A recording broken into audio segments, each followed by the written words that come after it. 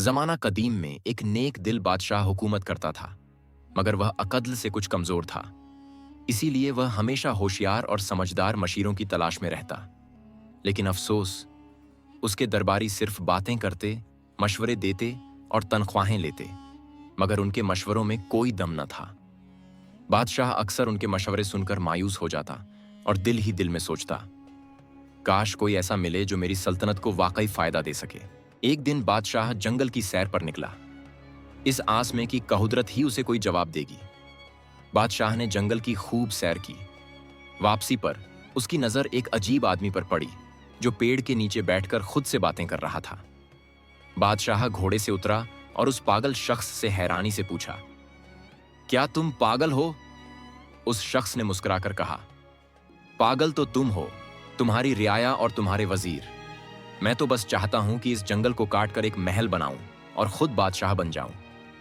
यह जवाब सुनकर बादशाह और उसके दरबारी हैरान रह गए।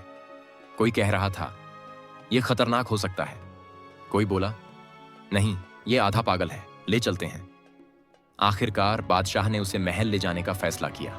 बादशाह के सिपाही उस पागल शख्स को जबरदस्ती महल ले आए। बहुत से सिपाही उस पर हंस रहे थे और वह खुद भी हंस रहा था। जब वे वापस पहुंचे तो लोगों ने नारे लगाए और बादशाह को मुबारकबाद दी। बादशाह और उसके दरबारी हैरान रह गए।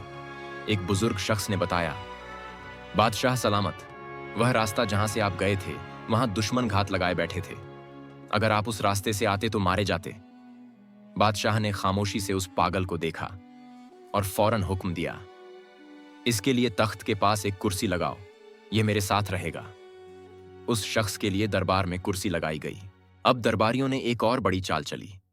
तमाम दरबारी महल के एक खुफिया कमरे में इकट्ठा हुए और उन्होंने दुश्मन राज्य को एक गुप्त खत भेजा, जंग छेड़ो, हमारा जनरल पागल मारा जाएगा, बाकी हम संभाल लेंगे।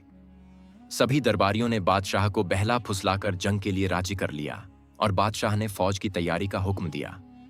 फौज रवाना हुई। जनरल बना वही पागल शख्स। जब दोनों फौजें एक दूसरे के आमने सामने आईं तो पागल ने कहा, पहले मैं दुश्मन के बादशाह से खुद लड़ूंगा। जैसे ही दोनों आमने सामने आए, झाड़ियों से एक शेर निकला और दुश्मन बादशाह पर हमला कर दिया। पागल ने शेर से लड़ाई की और दुश्मन बादशाह की जान बचा ली।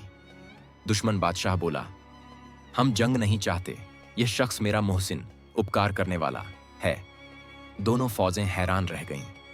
दुश्मन बादशाह ने दरबारियों को कैद करने का हुक्म दिया, मगर पागल ने तलवार निकाल ली और कहा, कोई इन्हें हाथ न लगाए, ये मेरे साथी हैं।